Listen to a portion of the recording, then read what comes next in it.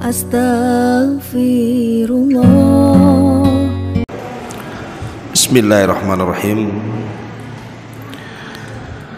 Assalamualaikum warahmatullahi wabarakatuh.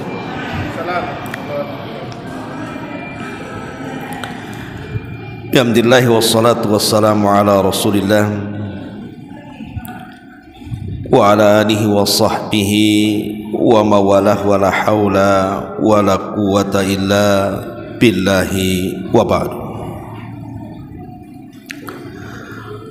Alhamdulillah, segala puja dan puji hanya milik Allah subhanahu wa ta'ala. Salawat dan juga salam kita hadiahkan kepada Rasul kita Nabi besar Muhammad sallallahu alaihi wa ala alihi wasallam.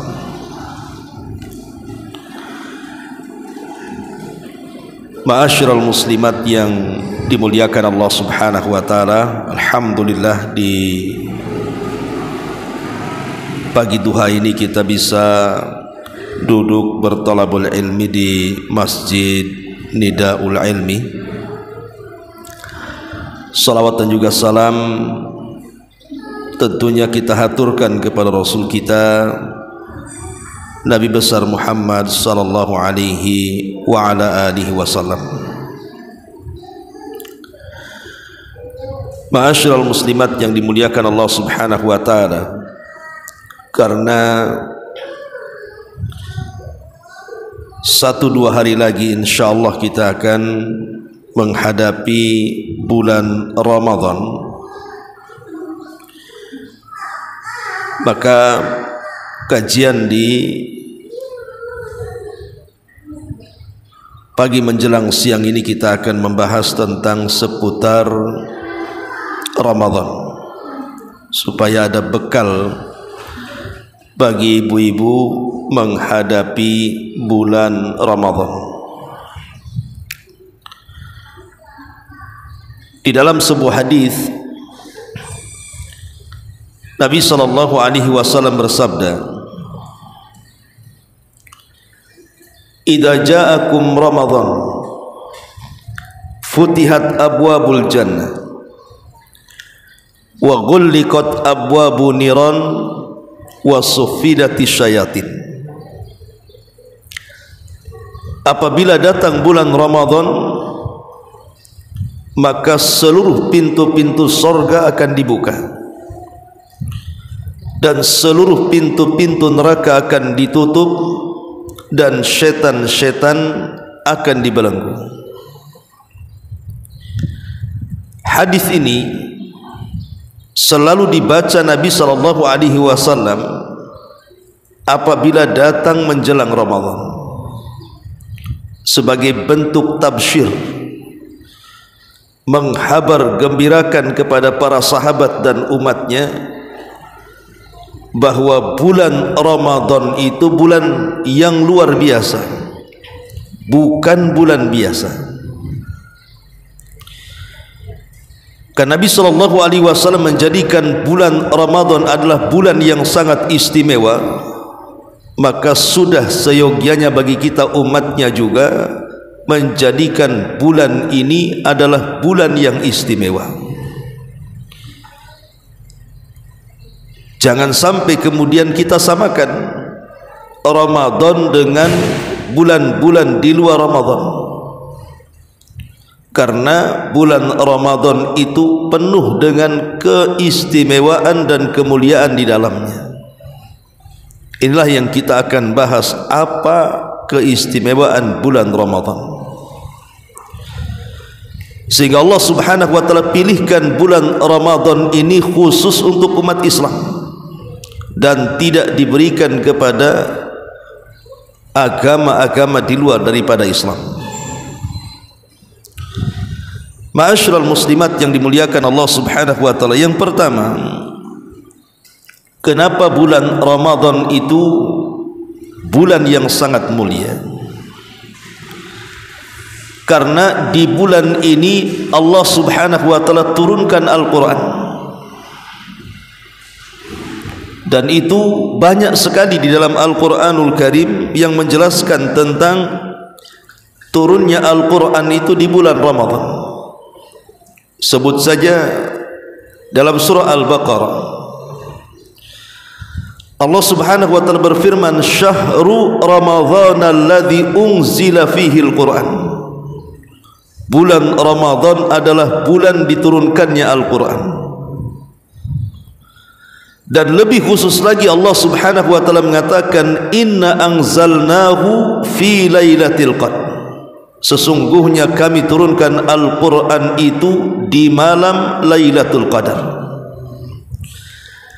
Dan Lailatul Qadar itu ada di bulan Ramadan, lebih tepatnya di 10 akhir Ramadan, di tanggal-tanggal ganjil 21, 23, 25, 27 ataupun 29. Inilah yang kemudian menjadikan Ramadan ini menjadi pilihan dalam Islam. Karena di zaman jahiliyah, orang-orang jahiliyah itu tidak mengenal Ramadan. Mereka hanya mengenal Ashhur al-Hurum saja, Dzulqa'dah, Dzulhijjah, Muharram dan Rajab. Itu dikenal oleh orang-orang jahiliyah. Tapi Ramadan mereka enggak kenal. Tapi setelah diutusnya Nabi SAW dan Al-Quran turun di bulan Ramadan, barulah kemudian mereka mengenal apa itu Ramadan, di mana bulan Ramadan hanya dimuliakan khusus kepada umat Islam. Bahkan malaikat Jibril alaihi salatu wassalam itu turun setiap bulan Ramadan, menemui Nabi SAW, kemudian murajaah bersama Nabi Al-Quran. Terkadang Jibril yang membaca Quran dan Rasul yang mendengarkannya, atau sebaliknya, Rasul yang membaca Quran, Jibril yang mendengarkannya. Begitu mulia Ramadan sampai Jibril turun menemui Rasul setiap Ramadan. Bahkan setelah wafatnya Rasul sekalipun, Jibril selalu turun setiap tahunnya kepada kita. Kapan? Di malam Lailatul Qadar, di malam turunnya Al-Quran. Makanya Allah mengatakan, Tanazzalul malaikatu warruh. Setiap malam Lailatul Qadar setiap tahunnya, para malaikat itu turun, dan juga ruh, maksudnya Jibril, memimpin para malaikat untuk turun di malam yang mulia Lailatul Qadar itu. Begitu agungnya Ramadan dengan turunnya Al-Quran ini. Maka saya nasihatkan kepada ibu-ibu, kalau datang bulan Ramadan, prioritaskan Al-Quran. Kalau bisa ibu itu sudah ada niat dari sekarang, kalau bisa Ramadan tahun ini saya bisa menghatamkan Quran sekali ataupun 2 kali. Karena membaca Al-Quran di bulan Ramadan itu memiliki pahala besar. Sering saya katakan, manusia dengan Quran itu kan ada 3 kelompok, Bu. Boleh jadi di antara ibu ada yang lancar baca Qur'annya, karena mungkin dari kecil sudah terbiasa membaca Quran. Kelompok yang kedua, boleh jadi di antara ibu itu yang tidak lancar baca Qur'annya, mungkin baru belajar atau mungkin malas untuk membaca Quran sehingga tidak lancar dia bacanya. Atau boleh jadi ada orang itu yang sama sekali tak bisa baca Quran. Maka saya nasihatkan ibu yang lancar baca Qurannya, hatamkan Quran. Karena amalan Al-Quran di bulan Ramadan itu yang diprioritaskan adalah kuantitasnya, bukan kualitasnya. Maknanya kita dengan Al-Quran di bulan Ramadan itu adalah disuruh untuk memperbanyak baca, bukan untuk menggali tafsir.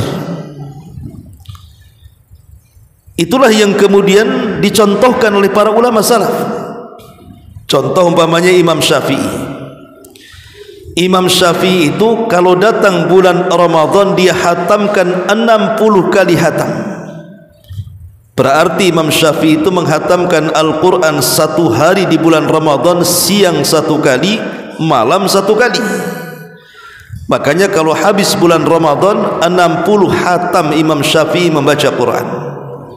Ini menunjukkan bahwa Ramadan itu adalah bulan Al-Quran dan yang diprioritaskan adalah membaca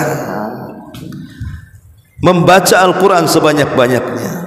Kalau bisa menghatamkan sekali, 2 kali atau 3 kali. Atau contoh yang lainnya Imam Bukhari. Imam Bukhari itu menghatamkan Al-Quran di siang hari Ramadan 1 kali, dan di malam hari bulan Ramadan setelah tarawih 3 malam sekali. Itu Imam Bukhari. Beliau memprioritaskan untuk membaca Al-Quran dan berlomba-lomba untuk menghatamkannya. Bahkan Imam Malik apabila datang bulan Ramadan dia liburkan semua kajian hadis dan dia fokus dengan Al-Quran dan membaca Quran dari mushafnya. Padahal Imam Malik hafal Quran. Karena saya katakan yang diprioritaskan dalam Al-Quran di bulan Ramadan itu adalah kuantitas, banyak membaca dan mengejar hataman. Ya tentu dengan tartil. Ini nasihat yang pertama kalau ibu yang lancar baca Qurannya. Bagi ibu yang tidak lancar baca Qurannya, boleh jadi mungkin baru belajar, baru selesai Iqra, tidak perlu malu untuk membaca Quran. Karena Nabi SAW mengatakan, "Walladhi yatata'ta'u fihi lahu ajran."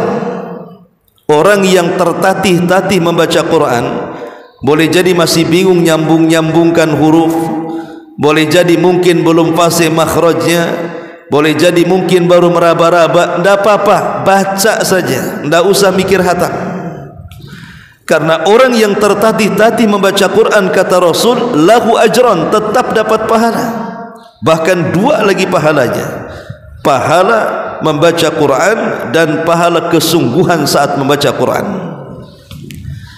Ini yang kedua. Dan yang ketiga, bagi ibu yang tidak bisa baca Quran, terus belajar Quran.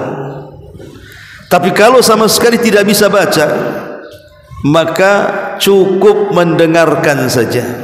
Alhamdulillah sekarang kan setiap ibu pasti punya handphone. Download saja aplikasi Qiraatul Quran.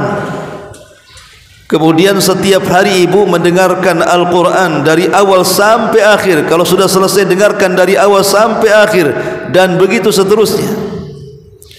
Jangan sampai kemudian di bulan Quran ibu tidak baca Quran, di bulan Quran ibu tidak mendengarkan Quran, maka sangat rugi sekali. Kalau di bulan Quran kita menghajar Al-Quran, meninggalkan Quran, maka nanti di luar bulan Quran kita tidak punya perhatian dengan Quran. Ini yang pertama, Bu ya. Karena Ramadan adalah bulan Al-Quran, maka perbanyak membaca Al-Quran. Bahkan Al-Quran ini saking agungnya, Bu, saking agungnya, di zaman Nabi Al-Quran itu menjadi perhatian Nabi SAW. Satu malam Nabi itu biasa berjalan-jalan di gang-gang kota Madinah. Dan di zaman itu hampir tidak ada satu rumah kecuali keluar suara Al-Quran. Sehingga dikisahkan suara Al-Quran yang keluar daripada rumah-rumah para sahabat di malam hari itu seperti suara tawon. Saking hampir semua rumah itu membaca Quran.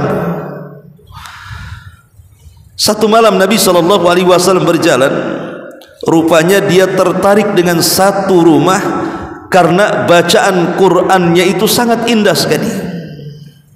Rasul pun tertegun, berdiri lama di samping rumah yang memiliki suara emas itu.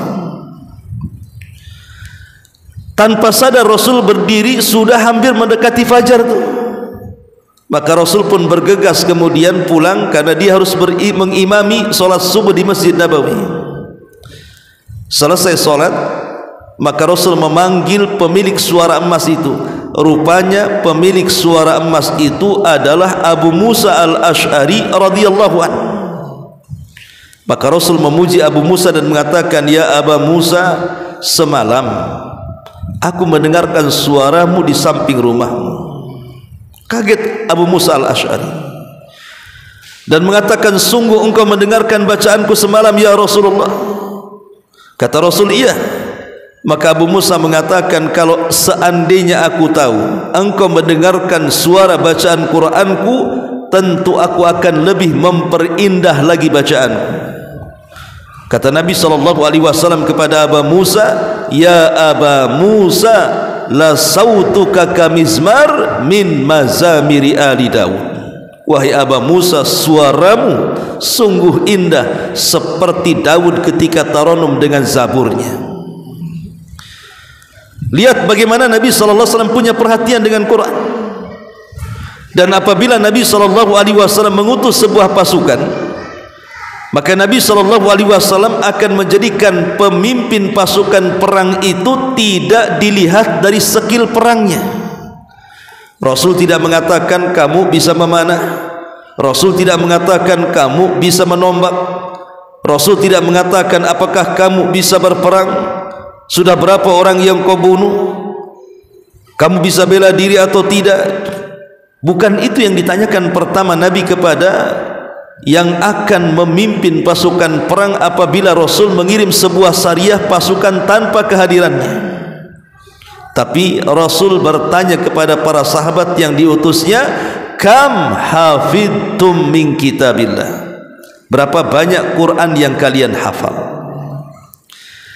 Maka nanti pasukan ini mengatakan, yang satu mengatakan hafidtu surata kadza wa kadza, aku hafal surat ini dan itu. Yang satu mengatakan aku hafal surat ini dan itu. Maka Rasul SAW mendengarkan apabila ada sahabat yang paling banyak hafalannya, maka Rasul mengatakan, "Anta imamuhum," engkau yang akan memimpin perang. Lihat, Rasul kalau menyeleksi orang yang akan memimpin perang, pertama kali yang dilihat adalah berapa banyak hafalan tentang Al-Quran. Maka siapa yang paling banyak hafalannya, itu yang dipilih Nabi. Coba kalau seandainya Bu ya, PT-PT yang ada di Batam ini memberlakukan aturan seperti ini, sebelum bicara skill, bicara tentang hafalan Quran, makmur tuh PT-PT itu. Karena Rasulullah SAW ketika menyeleksi pasukan itu, yang dijadikan pimpinannya adalah yang banyak hafalan Qurannya. Kenapa demikian? Karena kemenangan dalam peperangan itu ada pada orang yang memegang Al-Quran. Begitu dahsyatnya Al-Quran itu sampai Nabi SAW punya perhatian tentang Quran. Bahkan satu hari ada seorang wanita yang hendak menghibahkan dirinya kepada Nabi, tapi Rasul tidak mau. Sampai berdirilah seorang Ansar dan mengatakan, "Ya Rasulullah, kalau engkau tidak suka dengan wanita itu, nikahkan wanita itu dengan aku," katanya. Kata Nabi SAW, "Engkau punya apa mau menikahi wanita itu? Kalau begitu pulanglah, carilah sesuatu yang bisa kau jadikan mahar." Pulang dia, nyari-nyari benda-benda yang berharga di rumahnya, enggak ada satupun kecuali sarung yang dipakainya. Kata orang ini, "Ya Rasulullah, aku sudah mencari barang-barang berharga di rumahku, tidak ada kecuali sarung yang ada di badanku. Kalau aku serahkan kepada dia, nanti aku tidak sarungan. Tapi kalau aku tidak serahkan, aku tidak punya mahar." Maka Nabi SAW mengatakan, "Sudah gini saja, kau pulang ke rumahmu, cari walaupun cincin dari besi, walau khataman min hadid." Pergi dia ke rumahnya, nyari cincin dari besi pun tak ada. Akhirnya datang lagi menemui Rasul, "Rasul, aku tidak memiliki apapun, walaupun cincin dari besi aku tidak punya." Kata Nabi SAW, ya sudah kalau begini, kam hafidta min kitabillah, berapa banyak surat yang kau hafal dari Al-Quran ini? Maka dia mengatakan apa? Hafidtu surata kada wa kada, aku hafal surat ini dan itu. Kata Rasul, uzawwijuka bima ma'aka minal Quran, kalau begitu ku nikahkan kau dengan wanita itu dengan mahar Al-Quranmu. Lihat bagaimana Nabi SAW menjadikan mahar dari anak muda untuk menikahi seorang wanita itu dengan Al-Quran. Tapi di zaman sekarang terkadang orang-orang yang mereka itu memiliki hafalan Al-Quran, bahkan perhatian dengan Al-Quran luar biasa, tidak diprioritaskan. Contoh yang sederhana saja Bu ya, seandainya ibu ini punya anak gadis, dilamar oleh dua ikhwan, dua laki-laki, yang satu hafal Quran, bagus bacaan Qurannya, lama di pesantrennya, yang satu tidak hafal Quran, boleh jadi baca Quran pun tak bisa, tapi dia seorang dokter, gajinya 1 miliar, rumahnya mewah, kendaraannya megah, tanahnya luas. Kira-kira Bu, kalau ada ibu yang perempuan dilamar dua laki-laki, yang satu kaya raya, yang satu hafal Quran tapi miskin, pilih yang mana Bu? Saya yakin pasti ibu cari yang kaya kan Bu, daripada anak saya belangsak nantinya katanya, walaupun dia hafal Quran kan gak makan ayat hari-hari Ustaz katanya. Pasti anak saya harus makan nasi, kesana kemari harus ada kendaraan, minimalnya dia sudah paten pekerjaannya, sudah ada rumah, tidak menyusahkan orang tua, bisa membantu orang tua, bla bla bla, macam-macam alasannya. Begitulah gaya hidup orang sekarang kan. Terkadang orang-orang yang punya perhatian dengan Quran itu di masyarakat sudah tidak lagi dipedulikan tuh. Kita lihat gaji guru TPQ berapa coba gajinya Bu, dengan gaji dokter, jauh itu, bainas sama was sumur katanya, itu jaraknya antara sumur dengan langit itu Bu. Gaji TPQ 200, 300 sebulan. Coba dokter gajinya berapa tuh? Puluhan juta. Yang satu menyelamatkan dunianya, yang satu menyelamatkan akhiratnya. Gaji TPQ gitu-gitu saja dia menyelamatkan akhirat anak itu tuh. Sementara dokter kan hanya menyelamatkan dunianya saja. Harusnya yang menyelamatkan akhirat itu kan punya tempat di masyarakat kan.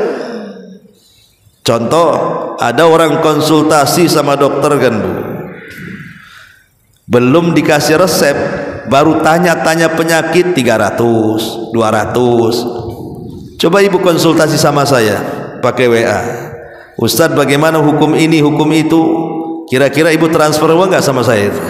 Mana ada. Itulah konsultasi agama itu kayaknya nggak ada harganya di masyarakat kita ini. Kalau zaman bahula, zaman dulu, ulama itu memang dimuliakan. Itulah menunjukkan bahwa perhatian masyarakat kepada agama ini semakin berkurang, tidak lagi menghargai orang-orang yang peduli dengan agama. Ma'asyiral muslimat yang dimuliakan Allah Azza wa Jalla, ini yang pertama, bahwa jadikan bulan Ramadan bulannya Al-Quran. Ini yang pertama. Yang kedua, bahwa Ramadan itu juga identik dengan bulan puasa, karena memang puasa bagi umat Islam sendiri itu diwajibkan di bulan Ramadan. Dulu pertama Nabi SAW hijrah dari Mekah ke Madinah, belum ada puasa bagi kaum muslimin. Kemudian di awal Hijriyah, tahun pertama Hijriyah, Rasul melihat orang-orang Yahudi sedang berpuasa. Maka Rasul bertanya, puasa apa kalian wahai orang-orang Yahudi?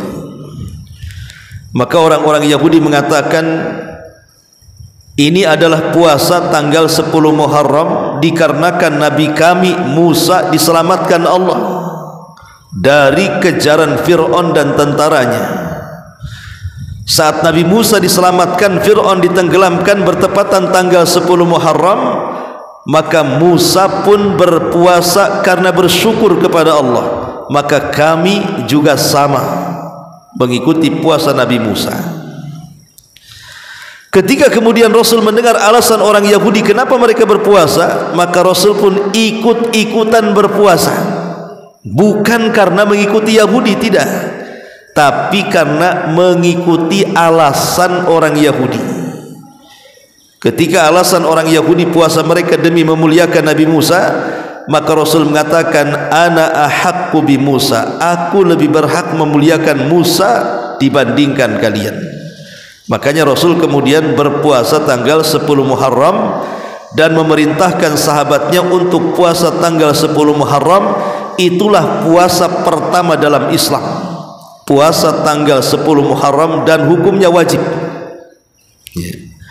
Tapi setelah kemudian tahun kedua Hijriah turun ayat surah Al-Baqarah, faman syahida minkumus syahra falyasum ya ayyuhalladzina amanu kutiba alaikumus syiyam kama kutiba alal ladzina min qablikum la'allakum tattaqun.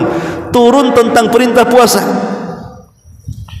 Maka puasa tanggal 10 Muharram dimansuh hukumnya, tidak wajib menjadi sunnah, karena umat Islam punya puasa sendiri 1 bulan lamanya.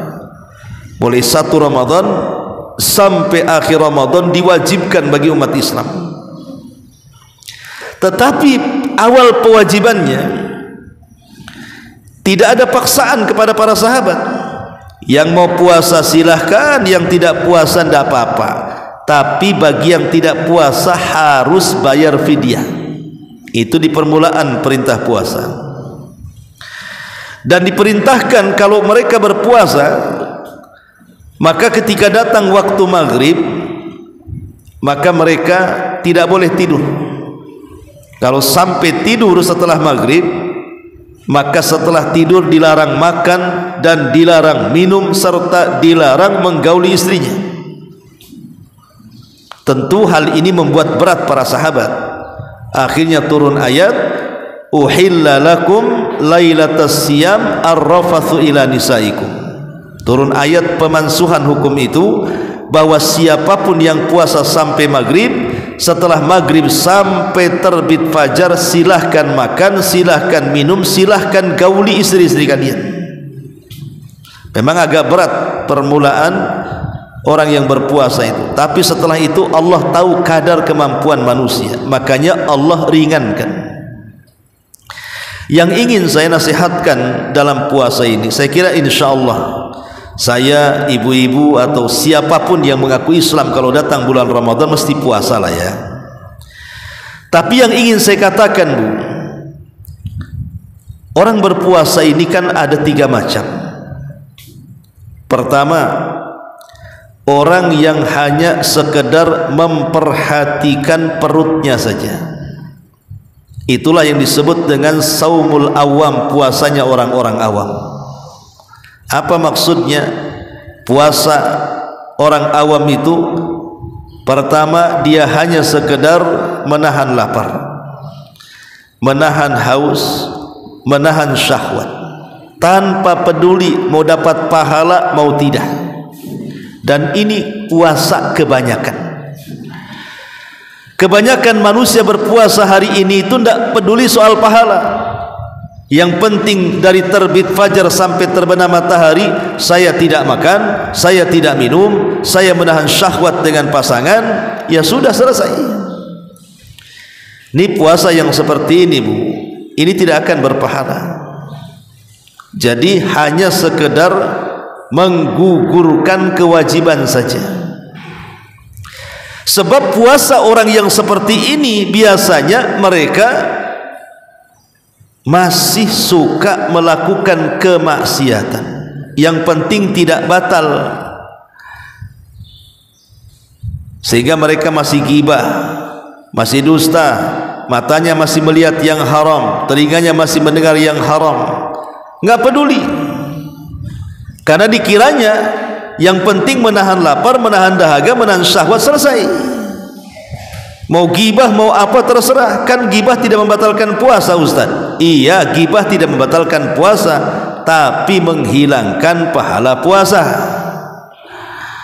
Ini yang pertama. Yang kedua, ada namanya puasa khawas, puasanya orang khusus.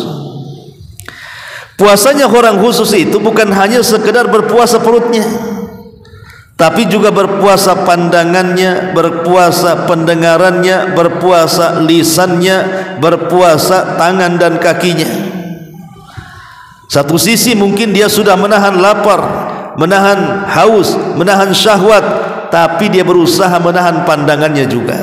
Ikut puasa pandangannya, tidak memandang sepandang-pandangnya. Telinganya juga ikut berpuasa, tidak mendengar sedengar-dengarnya. Lisannya juga ikut berpuasa, tidak bicara seomong-omongnya. Kakinya juga ikut berpuasa, tidak melangkah selangkah-langkahnya. Ada batasannya. Oh, ini yang boleh dipandang, ini yang tidak boleh. Ini yang boleh didengar, ini yang tidak boleh. Ini yang boleh dibicarakan, ini yang tidak boleh. Ini jalan yang boleh dilangkahkan kakinya, ini tidak boleh dilangkahkan. Lah, kalau sudah puasa meningkat dari puasa perut kepada puasa anggota badan, berarti puasa ibu itu bukan hanya mengejar sahnya saja, tapi lebih daripada itu mengejar pahalanya juga. Syukur-syukur ke kelompok yang ketiga yang disebut khawasul khawas namanya. Lebih khusus lagi itu. Apa itu? Bukan hanya perutnya yang dijaga, bukan hanya anggota badannya saja yang berpuasa, sampai ke tingkat hatinya dia berpuasa. Kalau seandainya kita bisa berpuasa tiga-tiganya, perutnya berpuasa, anggota badannya berpuasa, hatinya pun berpuasa, berarti ibu sudah berpuasa. Ini tingkatan khawasul khawas, kesempurnaan orang yang berpuasa. Karena kalau ada yang bertanya, Ustaz, saya berpuasa nih, apakah sah puasa saya? Jawabannya enteng. Asal ibu mendatangkan syarat rukun wajib, sah puasa itu. Dan juga meninggalkan pembatal-pembatalnya. Tapi kalau pertanyaannya, Ustaz, puasa saya berpahala atau tidak? Lah, itu ditentukan dengan tingkatan-tingkatan puasa tadi. Kalau ibu berpuasa badannya selain daripada perutnya, kemudian ibu berpuasa hatinya selain juga berpuasa badannya, insya Allah pasti berpahala. Kenapa demikian? Karena ada hadis yang mengatakan, rubba shaimin laisa lahul jaza illal ju'i wal ats. Berapa banyak, kata Rasul, orang yang berpuasa tidak berpahala, hanya lelah letih menahan lapar dan dahaga saja. Kenapa demikian? Karena ada hadis yang lain mengatakan, malam yada' qaula zur wal amala bihi falillahi falaysa lillahi an yada'a ta'amahu wa syarabahu. Siapa yang belum mampu meninggalkan ucapan zur, mungkin saat berpuasa dia berdusta, saat berpuasa dia berghibah, saat berpuasa dia mengeluarkan kata-kata kotor, wal amala bih, ataupun melakukan sesuatu yang bersifat fasik, maka Allah tidak berhajat kepada orang yang menahan lapar dan dahaganya. Dari sini kita tahu, ketika puasa kita menggabungkan antara perut, anggota badan dan hati, maka pasti Allah akan melirik puasa kita. Maka saya nasihatkan, Bu, puasalah bukan hanya sekedar perutnya, tapi juga anggota badannya. Jadikan puasa ini satu untuk meredam hawa nafsu. Karena kita tahu bahwa Imam Ibnul Qayyim rahimahullahu ta'ala menyebutkan bahwa puncak hawa nafsu itu ada 5, Bu. Puncak hawa nafsu itu ada 5. Pertama, kemaluan. Yang kedua, lisan. Yang ketiga, mata. Yang keempat, mukhalatatun nas, suka bergaul, tidak memilah-milih kawan. Mukhalatatun nas, bergaul dengan manusia. Itu juga termasuk sumber hawa nafsu. Kemudian yang terakhir, perutnya. Inilah 5 sumber hawa nafsu.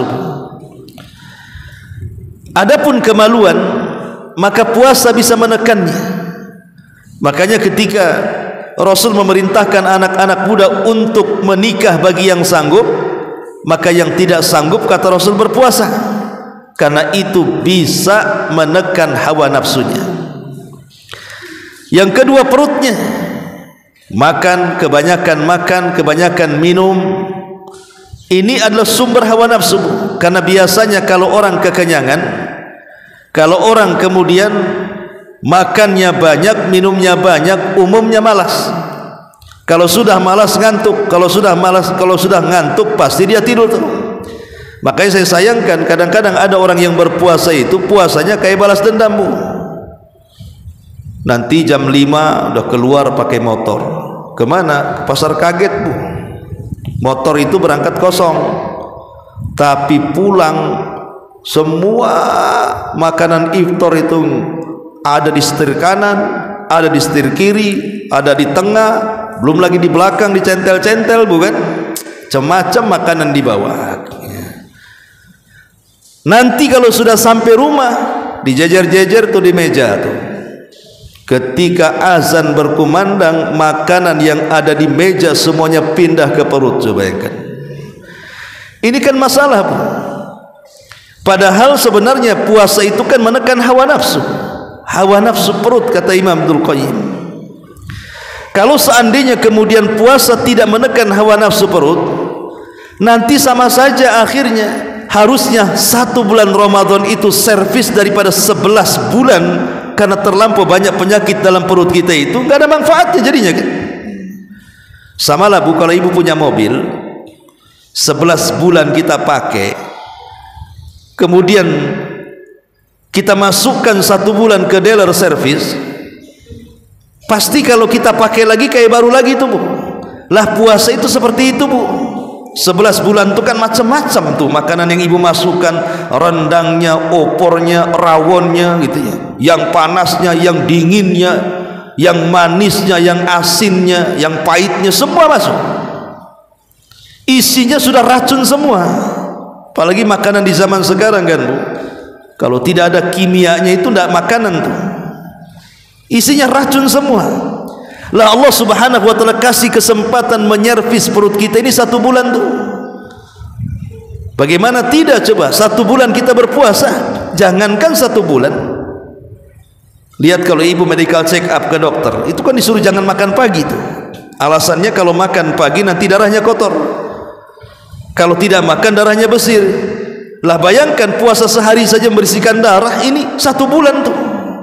Ini baru 1 dari ditinjau dari kesehatan kan. Belum lagi yang lainnya. Makanya harusnya momen Ramadan itu bisa menahan syahwat makannya, supaya membedakan kebiasaan Ramadan dan di luar Ramadan, agar puasanya itu menjadi servis perut kita selama 1 bulan. Ini aneh. Di luar Ramadan kolesterol tak naik, di Ramadan naik pula kolesterol. Di luar Ramadan gula darah naik, tidak naik, masuk Ramadan naik pula tuh gula darah. Di luar Ramadan berat badan tak naik, di Ramadan pula berat badan naik. Kan aneh ini. Makanya saya sering nasihatkan ibu, kalau besok kan Sabtu nih ya, Ramadan insyaallah ya, bisa Sabtu bisa Ahad kan begitu ya, beli timbangan, Bu. Coba ibu timbang, Bu. Timbang di awal Ramadan berapa berat badannya, nanti di akhir Ramadan berat badannya berapa, nyusut atau ngembang tuh.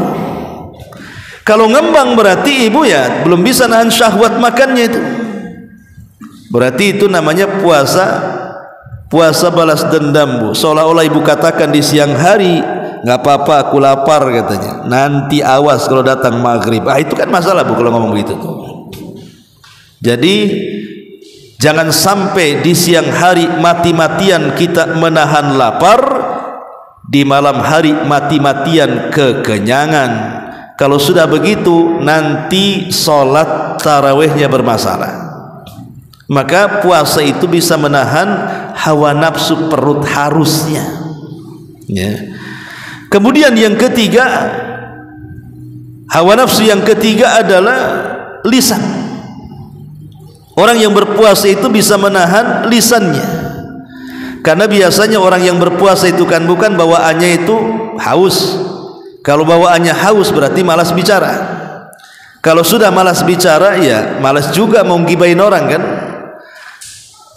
Lah dengan puasa itu bisa mengerem akhirnya. Makanya saya curiga kalau ibu-ibu bulan Ramadan kok masih ngerumpi bisa sejam 2 jam nih, bu puasa atau enggak nih? Karena biasanya bawaannya orang yang puasa itu biasanya sambil diam itu ngumpulin ludah ditelan, nanti dikumpulin lagi ditelan lagi. Kan begitu ya orang puasa itu. Saking hausnya nelan-nelan ludah sendiri itu. Makanya orang yang puasa itu biasanya malas ngomong.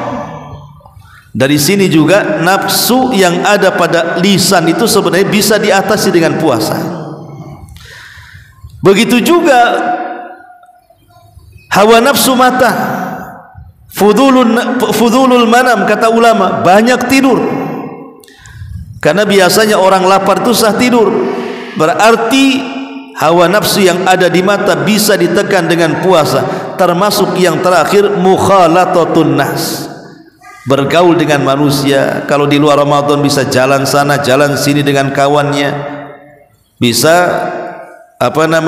janjian di sini janjian di sana. Kalau sudah Ramadan orang puasa kan malas mau keluar, apalagi panas-panas diajak jalan mana mau kan itu. Jadi itu semua bisa ditekan.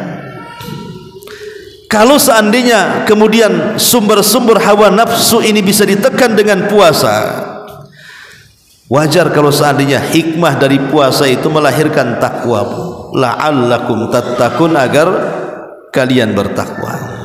Ini yang kedua, Bu, ya. Ramadan jadikan ajang untuk berpuasa yang jauh lebih baik lagi. Kalau tahun kemarin mungkin puasa kita tidak sehusyuk tahun sekarang, maka tahun sekarang harus lebih baik dibandingkan tahun kemarin. Yang ketiga yang ingin saya nasihatkan kepada ibu-ibu, karena bulan Ramadan juga bagian daripada bulannya bersedekah. Sampai-sampai Nabi SAW itu kalau datang Jibril itu seperti lebih daripada angin yang berhembus kedermawanannya. Kata Aisyah radhiyallahu anha, kana Nabi SAW ajwadun nas wa ajwadu ma yakunu fi Ramadan hina yalqahu Jibril. Kata Aisyah radhiyallahu anha, Nabi ini di luar Ramadan sudah dermawan, tapi kalau datang Ramadan lebih lagi dermawanannya, dan puncak kedermawanan saat Jibril datang menemui dia, melebihi angin yang berhembus. Jadikan momen Ramadan itu sebagai syahru sadaqah, bulannya kita lebih banyak bersedekah.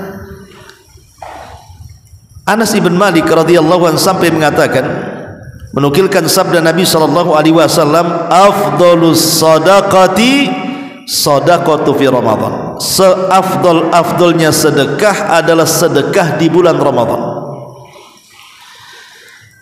Jadi kalau ibu ingin memakmurkan bulan Ramadan selain dengan baca Qur'annya, selain dengan puasanya, maka makmurkan juga dengan sedekahnya. Dan sedekah di bulan Ramadan ada 3 level, kata ulama. Pertama, yang paling afdol memberi makan orang yang berpuasa. Dari semua sedekah di bulan Ramadan, yang paling afdol memberi makan orang yang berpuasa. Jadi kalau ibu Allah lebihkan rizkinya, jangan bersedekah ke tempat lain dulu, fokuskan kepada yang satu ini, kasih makan orang puasa. Dan alhamdulillah sekarang kan sudah terbiasa di kota Batam ini, hampir semua masjid mengadakan buka bersama, sehingga mudah kita ini mencari orang-orang yang berpuasa yang akan kita buat buka dengan makanan kita. Tidak perlu door to door, keruli-ruli nyari orang gitu ya. Cukup datang ke masjid, nanti orang datang dari mana-mana ke masjid.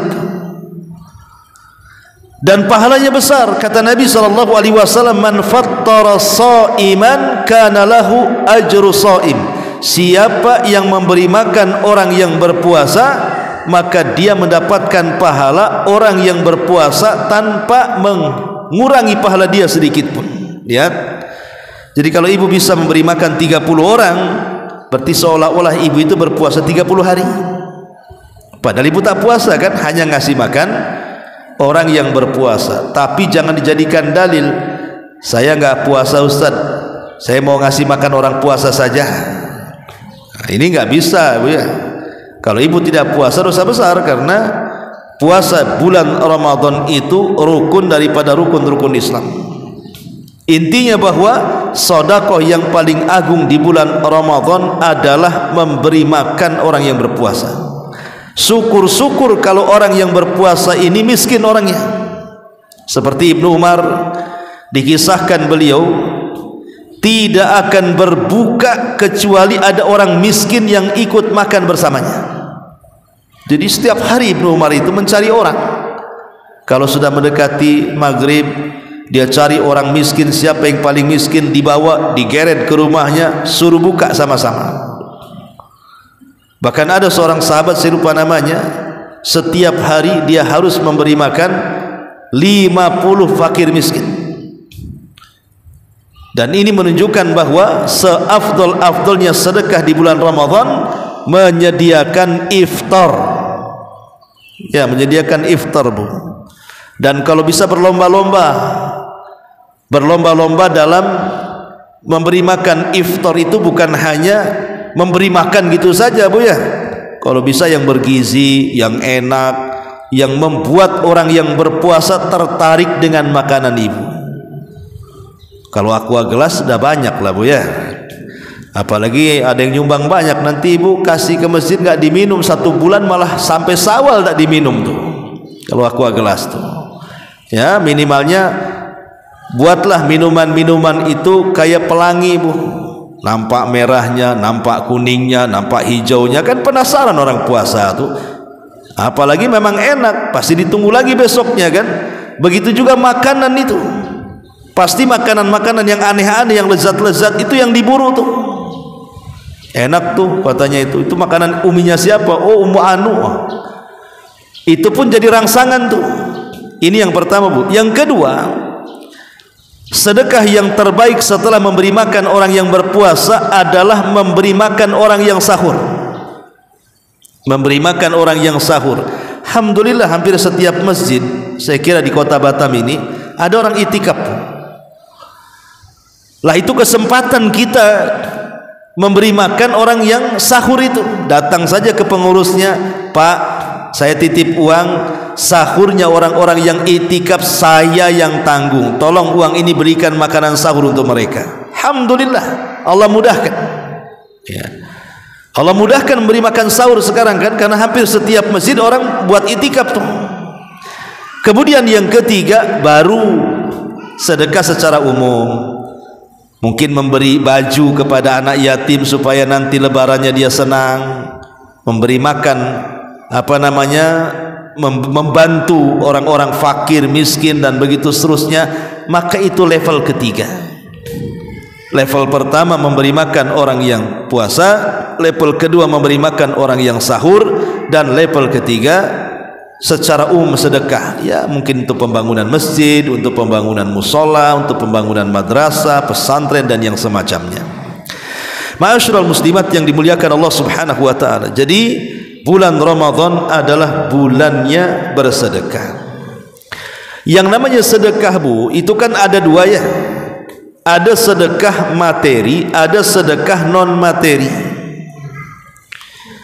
Dan yang diprioritaskan di bulan Ramadan itu sedekah dengan materi. Ya maksudnya tadi memberi makan orang yang buka, memberi makan orang yang sahur, membantu orang yang susah gitu ya.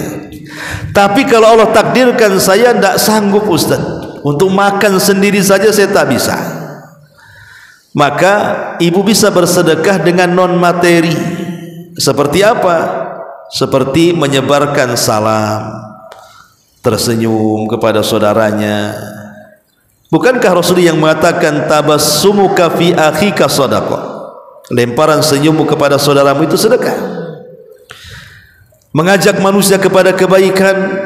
Ayo ini Ramadan kita tarawih pamannya kan. Ataupun pamannya mencegah manusia dari kemungkaran, memperbanyak zikir, tahlil, takbir, tahmid dan yang semacamnya. Itu juga bagian daripada sedekah. Maka jadikan bulan Ramadan adalah bulan sedekah, baik bersifat materi ataupun non materi. Ini yang ketiga. Yang keempat, yang ingin saya nasihatkan ke ibu-ibu juga, karena Ramadan adalah juga bulannya qiyamul lail, bulannya salat malam, maka makmurkan Ramadan itu dengan salat malam. Jangan malas-malasan. Karena begini Bu, boleh jadi di antara kita selama 11 bulan itu tidak pernah melaksanakan tahajud. Ada mungkin di antara kita selama 11 bulan itu sama sekali enggak tahajud, sehingga catatan dalam buku kita itu tidak ada catatan tahajud sama sekali. Padahal Rasul mengatakan syaraful mu'min qiyamuh bilail, kemuliaan seorang mukmin itu karena dia salat malam. Lah di bulan Ramadan Allah kasih kesempatan supaya kita terbiasa dengan tahajud, sehingga Allah tarik waktu tahajud dari sepertiga malam ke setelah Isya, supaya orang-orang yang tidak pernah tahajud itu diberikan kesempatan bisa tahajud. Dan ini rahmat dari Allah, memberikan waktu tahajud dimulakan setelah Isya kan, supaya jangan sampailah catatan kita di hadapan Allah itu tidak ada catatan sholat malamnya. Makanya dibuatnya Ramadan itu sebagai syahrul qiyam, bulannya orang yang melaksanakan qiyamul laili. Ma'asyiral muslimat yang dimuliakan Allah Subhanahu wa taala, dan memang disunahkan atau dianjurkan sih sholat tarawih itu memang di masjid bagi laki-laki dan perempuan di rumah. Tapi kalau ada yang menjadikan khusyuknya sholat di masjid, maka lebih baik sholat tarawih itu di masjid walaupun perempuan. Kalau memang sholat di masjid ada yang mengundang kepada khusyuk dibandingkan sholat sendiri di rumah. Contoh umpamanya di masjidnya imamnya enak, imamnya tartil, imamnya juga kalau bacaannya makhrajnya bagus gitu ya. Kemudian ada kajian lagi umpamanya. Sementara di rumah ibu tak punya hafalan, hafalannya wadduha dengan inna a'tainah, ya tidak mungkin itu boleh diulang-ulang 11 rakaat kan Bu ya. Otomatis kalau sholat di masjid ada pendorong yang lebih khusyuk, maka sebaiknya Bu datang ke masjid supaya betul-betul mendapatkan nuansa Ramadan juga. Kecuali kalau ibu mamanya ya satu keluarga hafal Quran, anak-anak perempuannya ya bolehlah kan begitu ya. Tapi biasanya kalau sudah sholat di rumah Bu, bulan Ramadan dengan sholat di masjid itu akan beda. Nuansa Ramadan itu lebih kental di masjid ya. Makanya puasa Ramadan bukan hanya puasanya, pentingkan juga tarawihnya, karena tarawih itu untuk menyempurnakan puasa itu sendiri. Dan sama dengan yang lainnya, ada juga istilah-istilah tarawih itu Bu. Kita tahu bahwa istilah tarawih itu kan ada 3 macam juga. Ada namanya tarawih ala Nabi, ada tarawih ala sahabat, ada tarawih ala kita nih. Adapun tarawih ala Nabi, Nabi itu kalau tarawih Bu, rakaatnya sedikit, panjang bacaannya. Tuh Nabi itu kalau tarawih, rakaatnya tak banyak. Aisyah radhiyallahu anha mengatakan Rasul tidak pernah menambah dari 11 rakaat. Dalam riwayat 13 rakaat.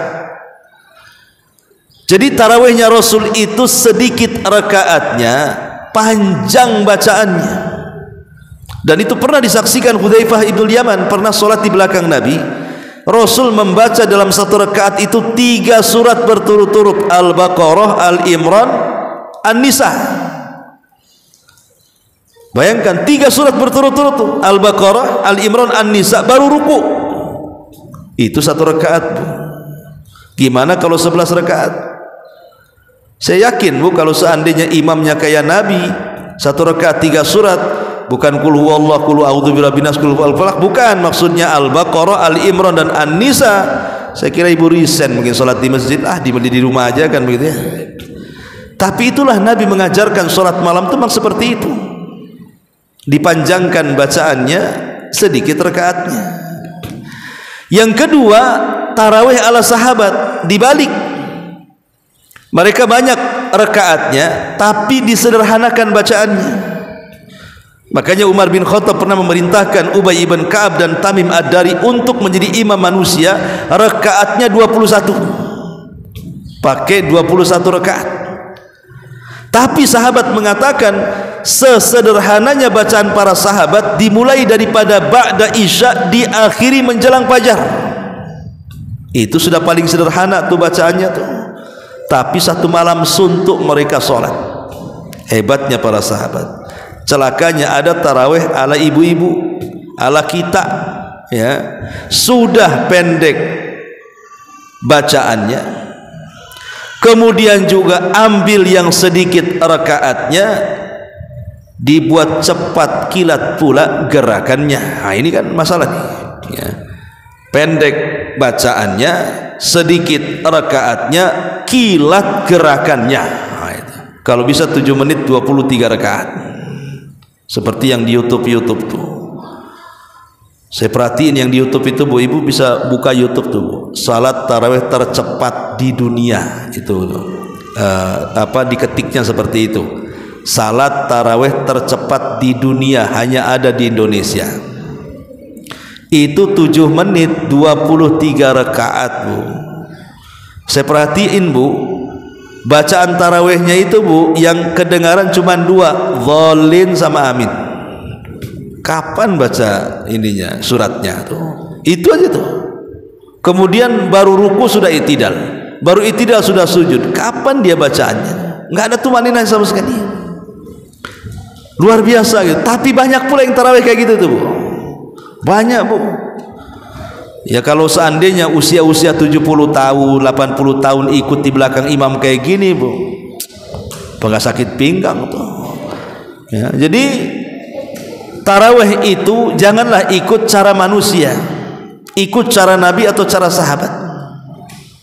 Karena bagaimanapun dalam urusan solat Rasul mengatakan sallu kama ra'aitumuni usolli, solatlah kalian sebagaimana kalian melihat aku solat. Walaupun tidak sama dengan cara Nabi atau para sahabat, minimalnya meniru mereka lah semampu kita. Jangan membuat cara yang tidak pernah diajarkan Nabi. Karena cara 7 menit 23 rakaat itu kalau secara hukum tidak sah tuh. Kenapa tidak sah? Karena tidak tumakninah. Sementara tumakninah dalam solat itu rukun, khusyuk dalam solat itu rukun, ya. Ma'asyiral muslimat yang dimuliakan Allah Subhanahu wa taala, ini yang keempat, perhatikan tarawih Bu. Walaupun ibu tidak tarawih di masjid, di rumah umpamanya, jangan sampai tinggalkan tarawih. Ini yang keempat. Kemudian yang kelima, i'tikaf, ya. Kalau memang Allah Subhanahu wa taala mungkin diberikanlah kepada ibu itu suami yang baik, ya, mengajak i'tikaf ke masjid, sama-sama suami istri ke masjid. Makanya Nabi SAW di 10 terakhir Ramadan diajak istri-istrinya i'tikaf. Dan semua istri Nabi SAW beriktikaf di 10 akhir Ramadan. Bahkan saat Rasul meninggal, semua istrinya melanjutkan iktikafnya Nabi sampai meninggal juga. Kenapa kemudian saya sarankan ibu jangan tinggalkan iktikaf? Oke lah, mungkin siang hari ibu sibuk di rumah, tapi di malam hari kalau memang suami ngajak, datang ke masjid. Karena biasanya hanya orang yang i'tikaf yang mendapatkan Lailatul Qadar. Hanya orang-orang yang i'tikaf itu biasanya orang yang mendapatkan Lailatul Qadar. Orang yang tidak i'tikaf susah mendapatkan Lailatul Qadar. Karena orang kalau sudah di luar masjid, apalagi di rumah, memungkinkan ibadah itu tidak akan maksimal. Nanti baru baca Quran sedikit ngantuk tidur, ya Bu ya. Ya, nanti lagi baca Quran lapar pengen apa langsung nyerbu dapur. Ya, namanya di rumah. Kadang-kadang tidak punya adab. Kalau di masjid itu kan tidak bisa karena hati kita dijaga. Makanya Abu Hurairah mengatakan kami kalau sedang berpuasa lebih suka tinggal di masjid. Kenapa? Nutahhir qulubana, untuk membersihkan hati kami. Ya, karena masjid itu tempat yang merangsang kita untuk lebih memperbanyak ibadah. Maka saya anjurkan Bu, i'tikaf kalau memang ada masjid-masjid terdekat dari rumah, 10 akhir Ramadan, kalau tidak bisa siang malam, ambil malamnya saja 10 hari. Oh saya tidak bisa sampai subuh Ustaz, tidak apa-apa, mungkin ibu hanya mengambil separuh malamnya saja, jam 12 pulang, atau ibu masuk jam 10-nya, nanti jam 3 pulang. Yang penting 10 akhir Ramadan itu adalah di masjid. Sebab kalau 10 hari ibu berada di masjid di 10 akhir Ramadan, saya yakin Bu, pasti ada satu malam yang merupakan Lailatul Qadar yang ibu akan dapati di malam itu. Dan saya kasih tip Bu, supaya ibu mendapatkan Lailatul Qadar dalam semua bab ibadah. Pemanya bab sedekah, bab sholat, bab Quran, kemudian bab doa gitu ya, bab zikir. Begini Bu caranya kalau ibu ingin dapat Lailatul Qadar nih Bu ya. Pamanya kita pertama dulu bab sedekah lah. Kalau 10 akhir Ramadan ibu punya uang 1 juta, ibu pecahkan uang 1 juta itu menjadi 10, berarti kan 100-an. Setiap malam Bu, ibu sumbangkan yang 100.000 itu.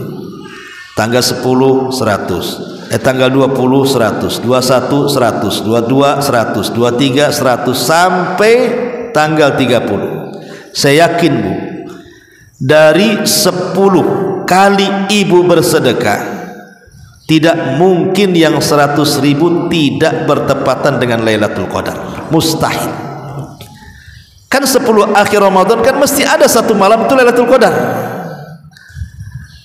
Jangan main ngincer sedekah tanggal 21, tanggal 22 tak sedekah, tanggal 23 sedekah, tanggal 24 tak sedekah. Itu namanya sedekah ngincer Bu. Ini nggak dapat Lailatul Qadar. Karena yang namanya tanggal ganjil, kita kan tak tahu apakah yang genap itu ganjil ataukah yang ganjil itu genap, itu masalahnya. Makanya Rasul mengatakan taharrau lailatul qadri fi ashril awakhir. Kata Rasul, cari Lailatul Qadar di 10 akhir Ramadan. Sudah hidupkan semuanya dengan sedekah. Ini bab sedekah. Pasti dalam sedekah ibu yang 100.000 itu bertepatan Lailatul Qadar. Coba ibu bayangkan, kalau yang 100.000 bertepatan dengan Lailatul Qadar, berarti ibu bersedekah selama 83 tahun 6 bulan setiap hari 100.000. Karena lipatan Lailatul Qadar itu khairun min alfi syahrin, sama dengan 1000 bulan. Ini dalam bab sedekah Bu. Oke, sekarang kita masuk dalam bab sholat. Ibu kalau 10 akhir Ramadan ibu tarawih terus ya, kalau tidak ada halangan ya, ibu tarawih terus. Kemudian taruhlah ibu tambah sholatnya, bukan hanya tarawih, anggaplah sholat sunnah wudhu. Setiap malam ibu ambil wudhu, kemudian ibu sholat. Nanti besoknya ambil wudu, sholat lagi. Besoknya ambil wudu, sholat lagi. Besoknya ambil wudu, sholat lagi. Selama 10 hari. Di 10 malam terakhir Ramadan di malam hari, saya yakin Bu, pasti ada yang bertepatan dengan Lailatul Qadar itu. Coba bayangkan kalau seandainya bertepatan dengan Lailatul Qadar, seolah-olah ibu sholat sunnah wudu selama 83 tahun itu lamanya. Masya Allah. Ini dalam bab sholat. Atau dalam bab Quran. Mungkin ibu malas lah gitu ya kalau baca Quran banyak-banyak. Kan manusia itu terkadang ada malasnya, terkadang ada selamatnya. Sudah gini saja, kalau sudah pada maghrib, ibu baca kul huwallah saja. Baca kul huwallah 3 kali umpamanya. Besoknya gitu lagi, besoknya gitu lagi, besoknya gitu lagi, sampai 10 hari. Padahal orang yang membaca kul hu itu pahalanya sama dengan sepertiga Quran. 2 kul 2/3, 3 kul sempurna tuh Quran. Berarti setiap malam tidak mungkin ada yang tidak bertepatan dengan Lailatul Qadar. Bacaan kul huwallah kita itu. Begitu juga dalam bab zikir, intinya seluruh malam di 10 akhir Ramadan adalah ibadah yang dirutinkan selama 10 hari. Entah dari sedekahnya, entah dari solatnya, entah dari zikirnya, entah dari baca Qurannya, dan begitu seterusnya. Ini Bu ya, itu cara meraih Lailatul Qadar namanya. Dan biasanya orang i'tikaf itu lebih mungkin mendapatkan Lailatul Qadar. Dan yang terakhir, banyak-banyak berdoa. Kita tahu bahwa Ramadan itu tempat turunnya rahmat, tempat turunnya maghfirah, tempat turunnya pembebasan kita dari api neraka, itkun minan nar. Maka banyak-banyak berdoa. Pertama minta rahmat, yang kedua minta ampun, dan yang ketiga minta dibebaskan dari api neraka. Inilah ibadah-ibadah yang sangat dianjurkan apabila datang bulan Ramadan. Wallahu a'lam bishawab. Mudah-mudahan ada manfaatnya. Sebelum saya tutup kuliah, silakan ibu-ibu kalau ada yang mau bertanya.